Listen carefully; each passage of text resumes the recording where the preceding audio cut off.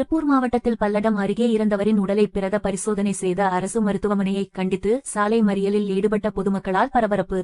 திருப்பூர் மாவட்டம் பல்லடம் அடுத்த பச்சாப்பாளையம் பகுதியைச் சேர்ந்தவர் அசோக்குமார். இவர் தனது மனைவியை விட்டு பிரிந்து தனியே வாழ்ந்து வந்ததாக கூறப்படுகிறது. இந்நிலையில் நேற்று அவர் பல்லடம் மங்கலம் சாலை அரசங்காடு பகுதியில் உயிரிழந்த நிலையில் சடலமாக மீட்கப்பட்டார். மேலும் இது குறித்து போலீசார் விசாரணை நடத்தி வந்த நிலையில் பல்லடம் தாலுகா மருத்துவமனையில் பிரேத பரிசோதனைக்காக அவரது உடல் அனுப்பி வைக்கப்பட்டது. இந்த நிலையில் 2 நாட்கள் ஆகியும் அவரது உடல் பிரேத பரிசோதனை செய்யவில்லை என்றும், மேலும் பல்லடம் அரசு மருத்துவமனையில் இருந்து திருப்பூர் அரசு மருத்துவக் கல்லூரி மருத்துவமனைக்கு அனுப்பி வைத்ததாக மருத்துவர்கள் தெரிவித்ததால் ஆத்திரம் அடைந்த அவரது உறவினர்கள் பல்லடம் அரசு மருத்துவமனை முன்பு கோவை திருச்சி தேசிய நெடுஞ்சாலையில் சாலை மறியலில் ஈடுபட்டனர். இது குறித்து தகவல் அறிந்த பல்லடம் போலீசார் அங்கு விரைந்து சென்று போராட்டத்தில் ஈடுபட்டவர்களிடம் பேச்சுவார்த்தை நடத்தி வருகின்றனர். இதனால் இங்கு பரபரப்பான சூழல் நிலவி வருகிறது.